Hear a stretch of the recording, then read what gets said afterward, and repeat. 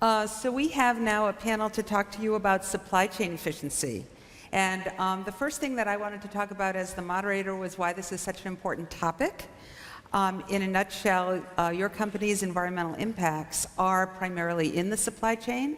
So although some companies start where it is easiest to start, where it's actually most important to start is in the supply chain.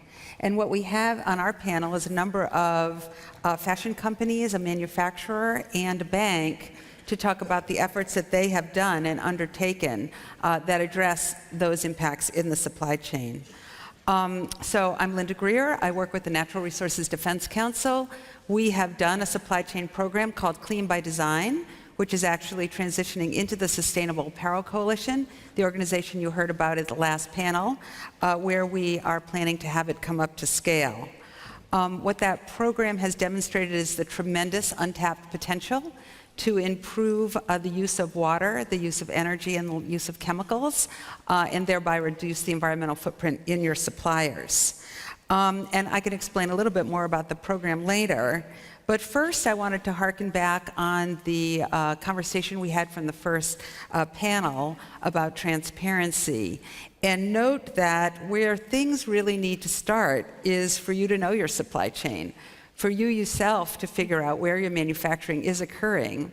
And when you're working on environmental issues, as is the focus of my work and much of this panel, those impacts are actually in the tier 2 of your supply chain where your fabric is dyed and finished. It's not in the tier 1, which is where most of the labor issues lie. So I know for a fact that a lot of you don't know your supply chain yourself, which of course is the first step that you would need in order to then become transparent about your supply chain. And I just want to give you an analogy about that. Let's pretend we were running a school system that was failing. We hired a very exciting new superintendent who has a very innovative plan for improving how to teach children math. We're all excited to bring him on. He comes in and he doesn't have a list of the schools in his school district.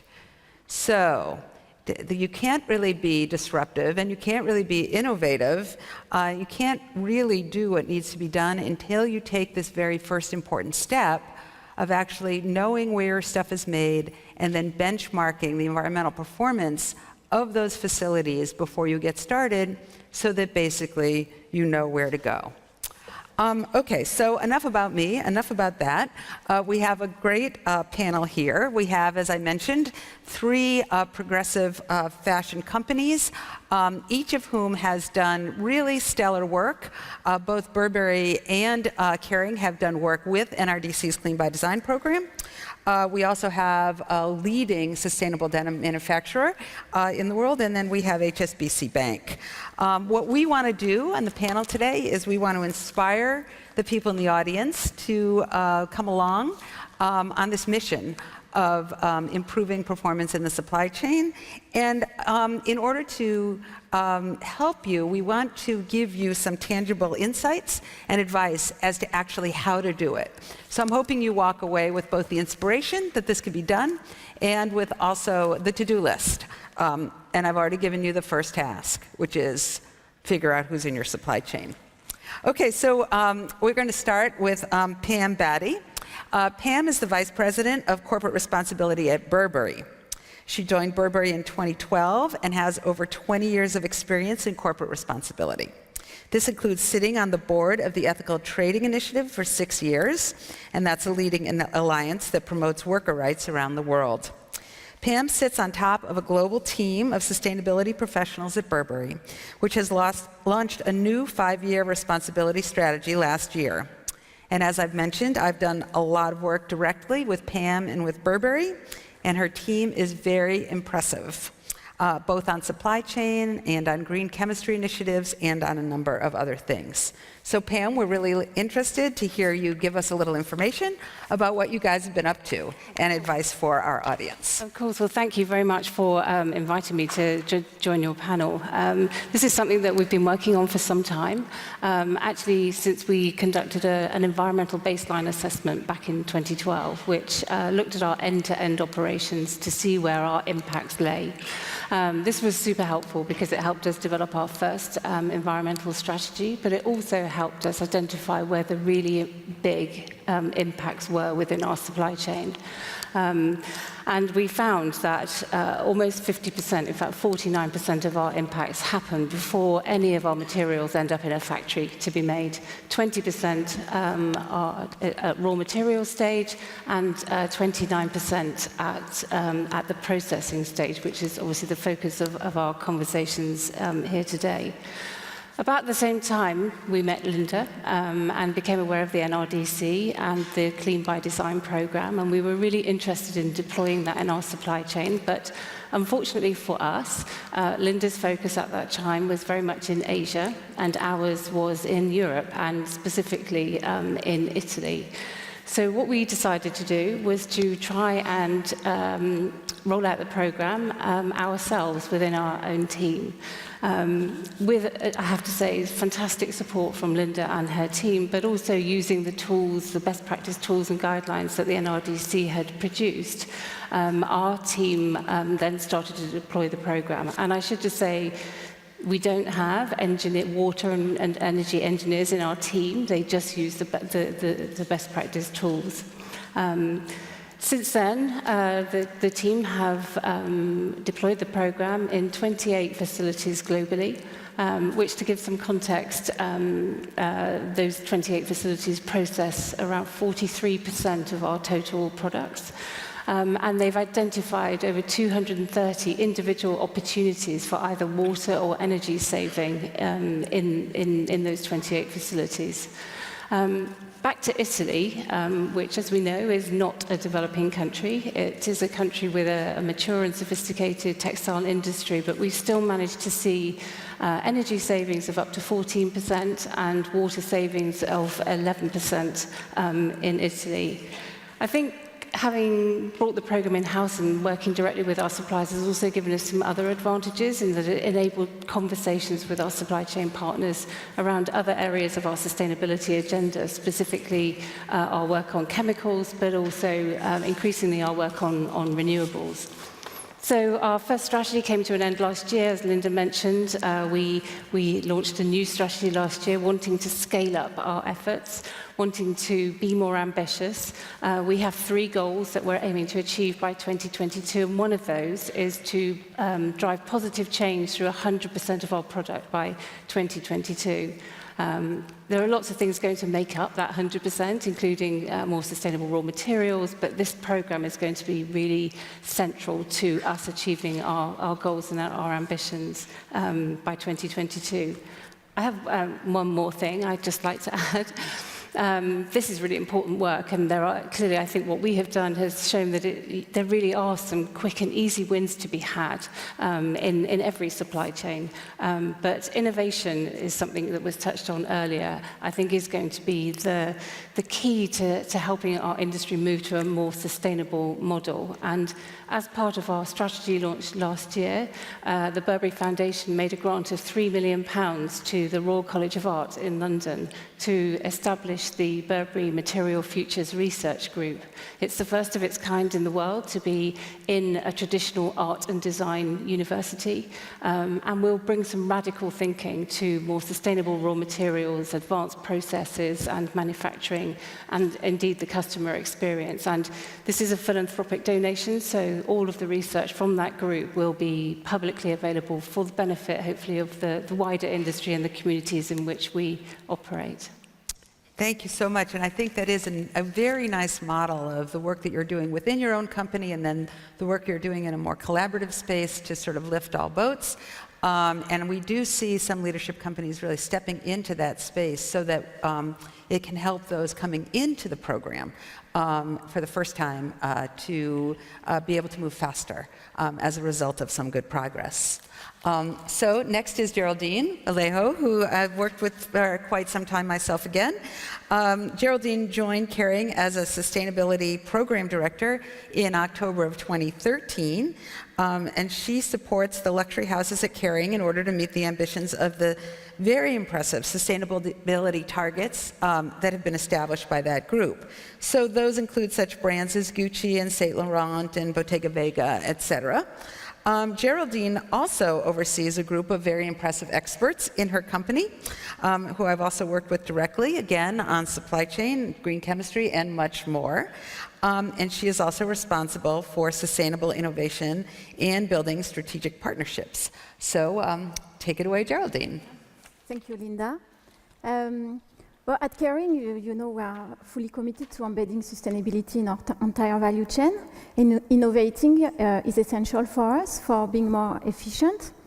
So where did we start? So very close to what you said already. To start with, you have to know your supply chain.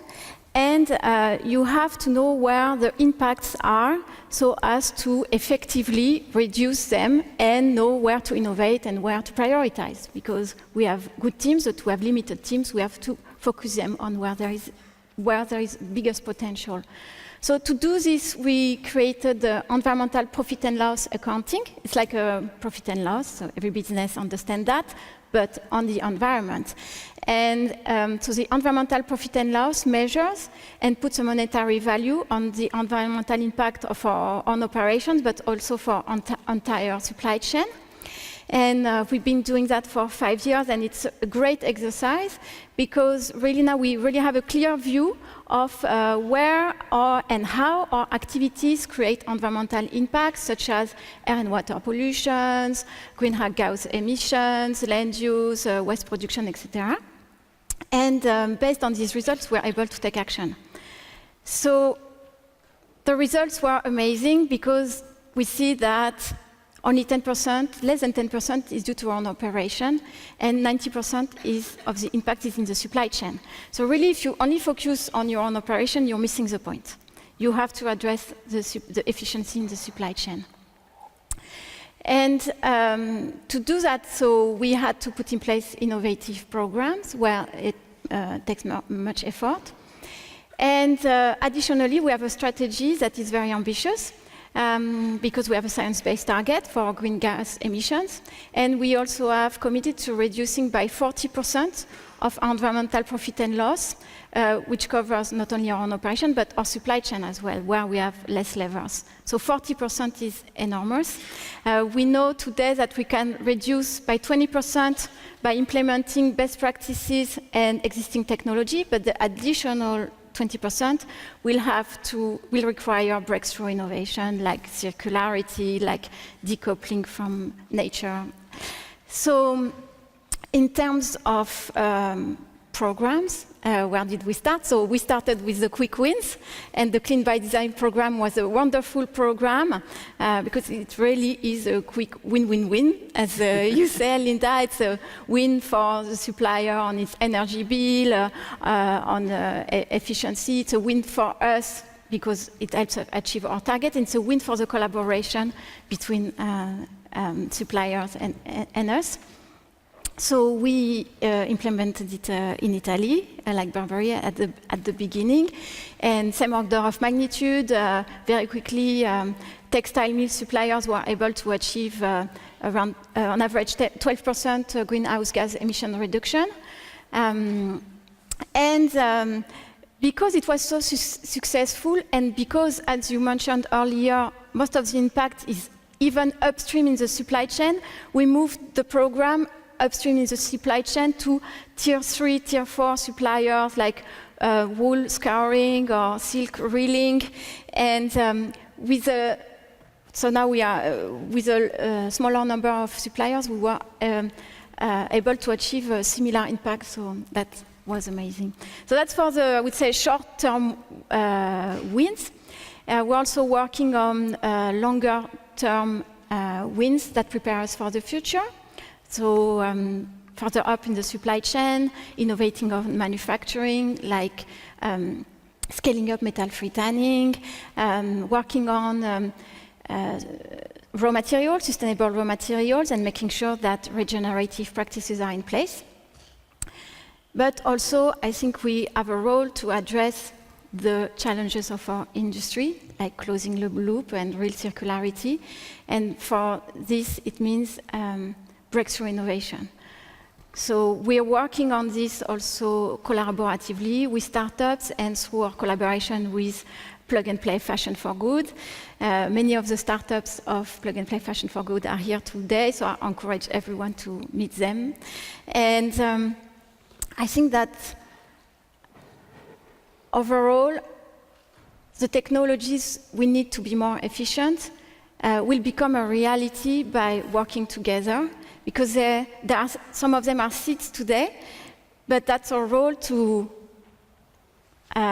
make them evolve, make them become a reality, and so that we can be more responsible as a company, but as an industry also overall.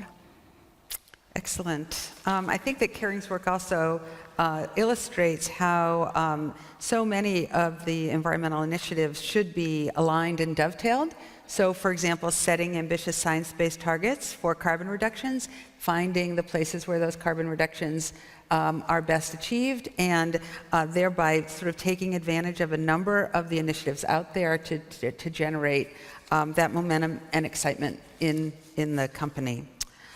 Okay, so now I'm going to move to our next brand. Actually, this is Nicolaj Reffstrup, and he's the CEO of Ganni, which he took over in 2009 with his wife Didi, who is the brand's creative director.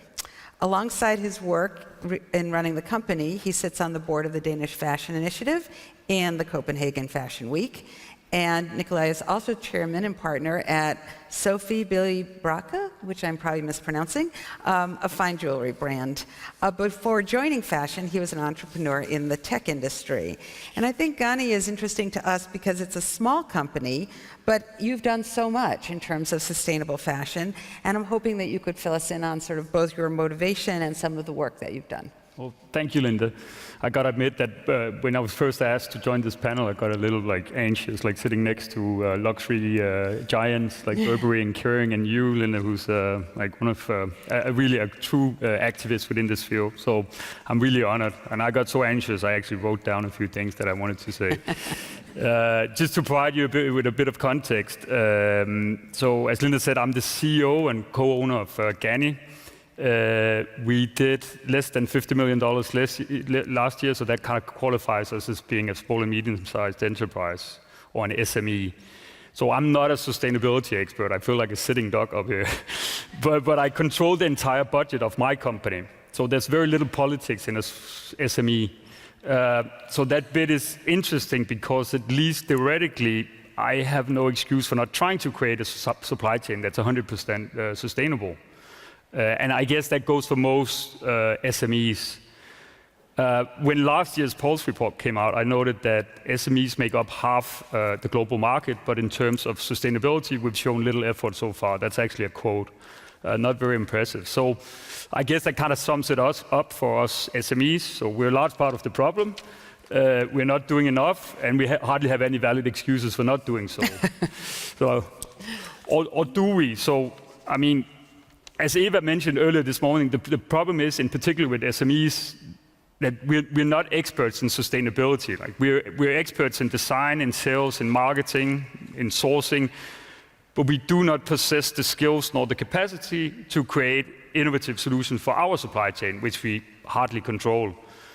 Having said that, we obviously still have a responsibility being a player in a troubled industry. And as Simon said earlier today, thank you, Simon, for that very entertaining speech. It gave us all more anxiety. It's all our fault. I mean, there's nobody out there to help us. The consumer doesn't want to pay a premium, in my experience, for a sustainable product. There's no governments truly helping us out there. It's up to us and our supply chain. So at Ganni, over the past 3-4 years, we've launched more than 20 smaller projects, all related to sustainability. And I'm by no means saying that we're top of class, not at all. But I just wanted to mention a couple of projects that we're working on. They are all kind of like turnkey solutions. One is a project called Continued Fashion, which is a white label platform for circular fashion. So through Continued Fashion, we try to, or want to facilitate take back and resale of Ganni products. And again, it's an out-of-the-box solution. I'll get back to that. And since 2016, we've been mapping our CO2 footprint through an external auditor. And the purpose of mapping our carbon footprint is to kind of make us as a company aware of how much carbon we produce, but secondly also to offset that carbon footprint. So we we buy carbon credits so that we can offer a product that's kind of carbon compensated. And I know it's far from ideal, and we don't tell the end consumer, but it's a start. And the good thing about like mapping our carbon footprint and paying to compensate is that it's been a great tool for us. Again, getting back to being an SME, it turns an abstract challenge into something that's measurable and tangible, which is what it's all about when you're an SME. And it helps also that it's something we pay for every year. There's nothing like monetary punishment when you want to adjust people's behavior. So in that sense, it's been a great product for us. So before this panel discussion, I was looking at how much we actually spend every year, and it came up to roughly 0.5% of total sales. And frankly, I have no idea if that's a lot or it isn't. I mean, I'd love to understand if like there's a benchmark for the industry. Like, imagine if we as an industry knew that if we collectively spend X% of total sales on sustainability, we'd make like profound changes. That would be an awesome project. Anyway, finishing my speech here, the amount that we spend is growing, but obviously it doesn't have any impact on our supply chain, not profoundly. We don't have the leverage as an SME. So even though we spent money on sustainability, you could argue that we simply exploited all the low-hanging fruits, but we didn't really make any profound changes. It didn't really hurt us. It's a drop in the ocean. So what to do next? And frankly, figuring out what to do next is a huge challenge for us. As an SME, I can only change my supply chain profoundly if someone bigger than me will help create that innovation and make it available to me, or if we pool resources with other SMEs to gain leverage towards our supply chain. So please don't mistake this for me disclaiming responsibility or washing my hands or anything like that. It does mean we're not committed to the cause. It's simply overwhelming sometimes. So I guess my overall point for this panel is that from my perspective, I believe that SMEs are actually willing to spend the money, and also substantial amounts relative to their size, on pushing through sustainable innovations in our supply chain. But we kind of need them to be productized or turnkey-ish, because creating that change from scratch is a tough one. Yeah. Thanks. Yeah, I think those are really valuable insights.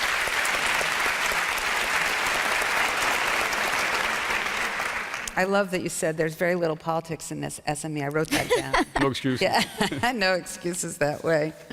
Okay, well, next we're going to turn to Susanna Wilson. So Susanna has been recently appointed to her position in sustainability at HSBC, one of the world's largest banking and financial services organizations, and they serve around 38 million customers worldwide. She joined HSBC, though, earlier in 2008 and has been working with corporates on sustainability strategies since 2001, both in-house and as an advisor. HSBC has a unique role to play in supporting a shift in sustainability in global supply chains, as finance, as you all know, has a key role to play in this shift. And it has recently announced commitments to support this work by developing commercial propositions for clients and through partnerships for industry bodies and nonprofits. So Susanna, why is HSBC here as a bank? And can you tell us a little bit about your strategy and give us some examples of some of the tangible work you guys have been doing? Yes, thanks, Linda. And this is the first time a bank's been represented here at Copenhagen Fashion Summit, which I think is an interesting indication of how the conversation is broadening out.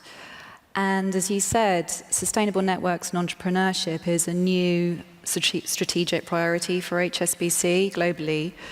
And that is new since last year. So we reviewed our strategy and we decided that as a bank, supporting a shift to sustainability in global supply chains was something that was really important to us and something that we could really contribute to. And so the reason for that really is, I don't know whether people will know, but HSBC was founded in 1865 as a trade bank. So for more than 150 years, HSBC has been financing and enabling trade between Asia, Europe, and the US. And that really still today is the DNA of what HSBC is all about. So we've got a huge global network, and in fact, we offer clients and customers access to about 90% of global trade flows. So that footprint is huge. And what that means is that we've got an understanding of how global supply chains work and how they're financed. But we've also got an understanding of the different priorities in different markets around the world. So we've got a huge amount to offer, I think. And we've also got a very long-standing commitment to sustainability, which actually precedes my time at HSBC. I've been there for 10 years, as you say. And I've been working in sustainability that whole time, but not on supply chains. That's the new piece. And so we decided to bring those two together. So the focus on supply chains, the knowledge around trade finance, and the commitment to sustainability. And so you might ask, well, why now? Why bring those two things together right now? What's changed, given that they've been around for a long time? And I think that what we're seeing is a real shift, actually. It's been so interesting to hear my fellow panelists talk about the environmental efficiency savings that have been seen through the supply chains, because, of course, when you're saving energy and water, you're also saving money. And what we're noticing as well at HSBC is that a focus around sustainability is broadening out beyond just the large brands. So it's the smaller companies who are starting to understand that this is really important. And we did our own research among smaller sized companies, not just in apparel, but across industry sectors.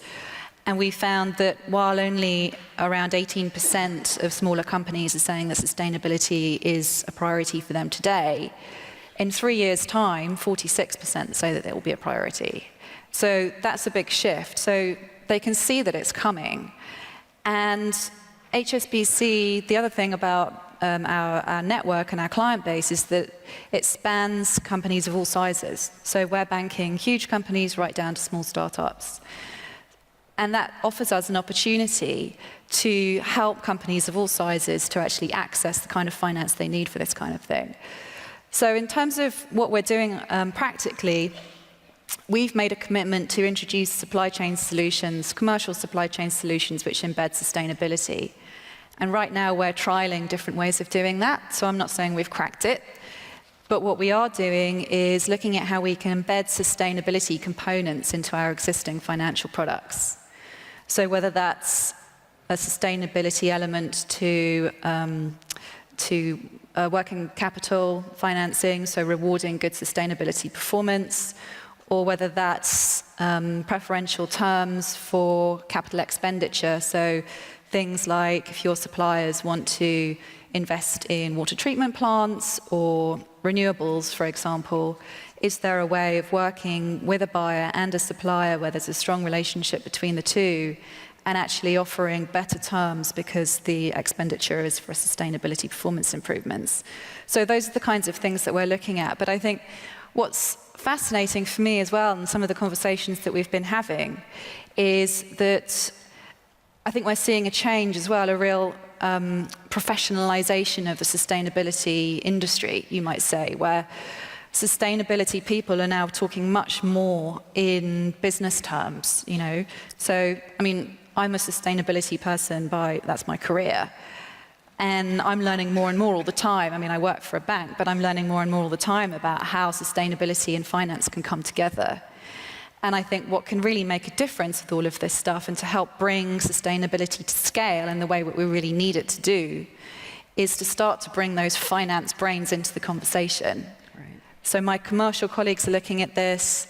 We're helping, in some cases, our clients to connect internally as well. So often there might be, in a very large organization, we all know that there can be silos, and sustainability people and finance people and procurement people aren't necessarily talking the same language. So it's a question of bringing all those people together in the same room and having a different kind of conversation. Great, thank you. That is very interesting, and I do think it's true that the fact that HSBC has gotten so interested in this and that you're here really shows a certain new level of maturation of the activities to be bringing in a bank and financing. So last on our panel, but certainly not least, is Ebru Guler, and she's the Senior CSR Executive with ISKO, which is a leading manufacturer of sustainable denim. and a very generous sponsor of this panel and this event. Ebru has spearheaded a number of diverse environmental, social, and educational projects, and she continues to push the company to demonstrate global leadership in responsible innovation. Through an ambitious project that I particularly am into, she has worked to obtain life cycle assessments for all of the company's denim items, and she's created a model that other companies can follow by doing that. And I've been particularly impressed with her work to produce an independently verified environmental product declaration and a product category rule, which for those of us do policy, this is very wonky, but actually very important, and has done that work for denim. Those work products will be out in publication in November. So, Ebru, I think we are now ready for a manufacturer's perspective from somebody who is as far ahead of the curve as you guys have been in terms of both a little bit of the why, but particularly the what, to give inspiration and direction to the audience. Thank you, Linda. And also for everyone, we are together because even, all of them are my customers, excepting you. Thanks God you are not my customer, But it's really nice to hear that one day by day and one by one, we are starting to talk about more bravely and, the more, how can I say, trust each other to decide about, the next step. So what we do as ISKO, it's just, I'm really happy that we are trying to lead the market in the way that we really strongly believe in. So I'm okay with the raw materials, sustainable raw materials, name as the organic cotton, polyester, recycled polyester, and all other components. I'm totally, as ISKO, we are totally respect. On the other hand, there is a reality that the conventional, the materials are using in the market as well, and many manufacturers, and it should be also done in a true way. Let's say the safer way than the past periods. That's why this becomes with the processes that you apply for making, the fabric. And it's the reality for making a denim fabric. It's when you compare with other fabrics, it's different. Let's say, different is better word than worse. So there's a responsibility comes after this sentence. If you are making denim, if you are making a fabric that, understand more, let's say, damaging the world than others, as many people believe, you have more responsibility. And for sharing the responsibility as a tier 2, because especially, we are producing semi-raw material, and you have to make your raw material background very strong, your family very strong. That's why we choose as ISKO to continue the way with true partners. True partners like Sustainable Apparel Coalition, and not only the HIG Index, but also the Social Label Converge project, because it's also very important what we are doing in the environment. You also follow up with true people, happy people in the social part. We strongly believe in. And also, we would like to talk the same language with the final consumer, because at the end, we are all trying to touch the ones who are in the streets. And if they feel confident, if they feel okay, then they will decide about to purchase not the quantity, maybe the quality. That's why we talk with their languages, like the true certifications commitment, like SWAN, Nordic label, that all Scandinavian people are totally respect. I'm really happy at the backstage, all makeup, and everything that they are using are SWAN labeled. And I asked the ladies, why this you choose? Because it's safe. It's enough for me, it's understood. And also the Eureka label. So these are the ones, but as a last sentence for life cycle assessment, why we did it, all the, how can I say, the mills like us, or the manufacturers, not only maybe the fabric, but also the garment makers, is to catch the figures like all of you said right now, 20%, 50%, 40%, they have to give you something, the written in your hands. But unfortunately, be honest, it's not a single language. You cannot compare banana and apple. That's why we would like to do, if you are saying you are the leader, if you are saying you are one of the best, then you have a responsibility. That's why, as ISKO, we did our responsibility by writing product category declaration for denim, the first time in the world. So, thank you. But it means that you have to share it with the market. Even you are doing, the great fabrics, maybe you don't want to share your know-how with others, but if you are doing something good in this term, in responsibility, in innovation, then you have to share with others. That's why by November 2018 it will be published, and all mills will use the product category rules of the denim fabric with EPD verified version.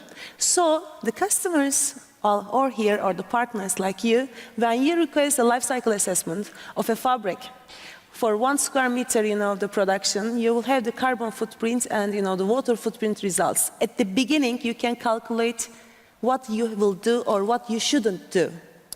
So this is what we aim to. And also, I think next year we will be more close with you, Linda. Great. I get the sense. That's great. Okay, we have only a few minutes left, and so everyone doesn't have to answer this question. But I do think it might be interesting for the audience to know what really would you say was the single most important thing that you did in your company that enabled your success on this supply chain work to date? It could be 1 or 2 sentences, just to give people here a sense of, it might not have been the first thing that you did, but the thing that turned out in the end was the most important.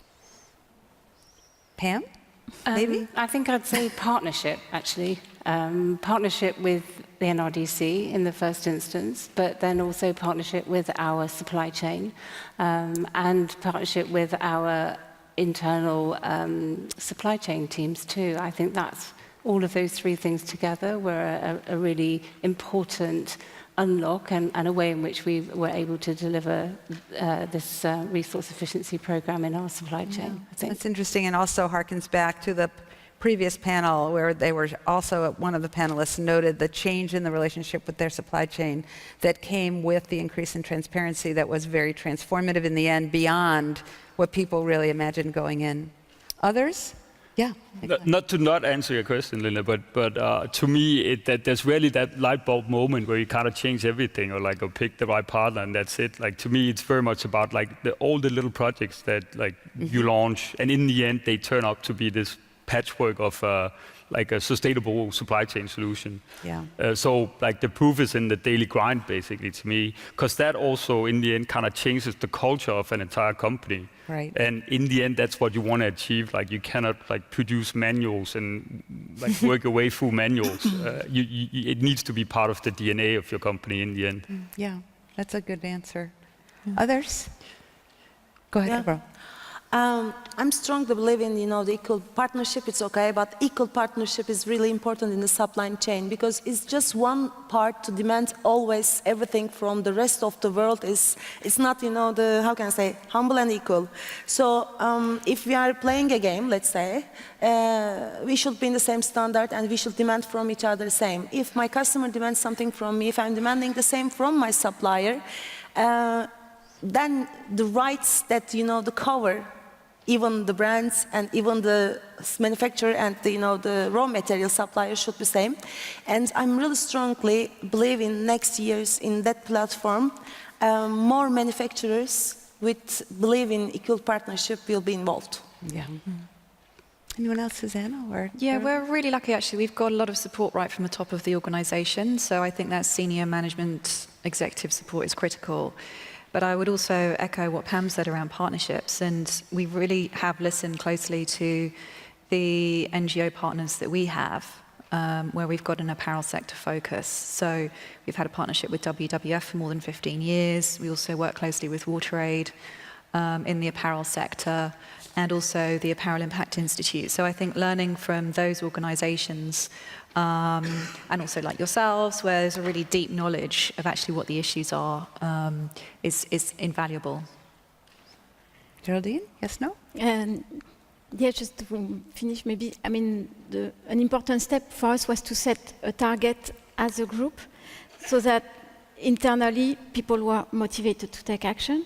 And then I think I really joined Pam on the fact that it's not about, okay, we decided this program and go and do it supply chain. It's a really collaborative approach.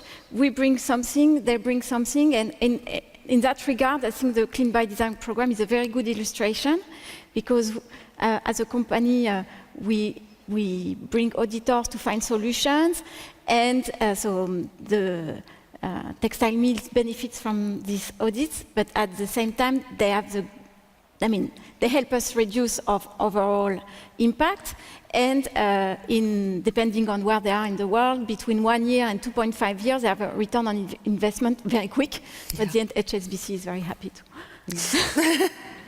And just, we're about to close. I wanted to share sort of an insight with the audience for NRDC and why we really have even embarked on this mission with this industry. Our organization usually focuses on government laws and policies in order to improve environmental protection. But as industry has globalized and moved all over the world, it really is no longer effective to work on a government level to achieve environmental improvements. And it's really with focusing on the private sector that's actually doing the manufacturing that we can have the most direct effect. I always joke that, a major brand can get, 40,000 identical white blouses to every store in their system by, 10 o'clock on Tuesday. And when you think about the global supply chain that went into that amount of focus and basic functionality, it's a mind-boggling comparison to, let's say, the United Nations.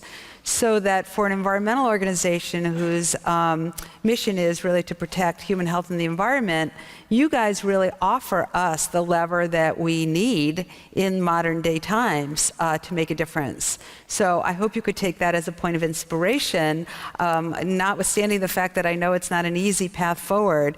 You guys really do have your finger on the button, and you can help us make it happen.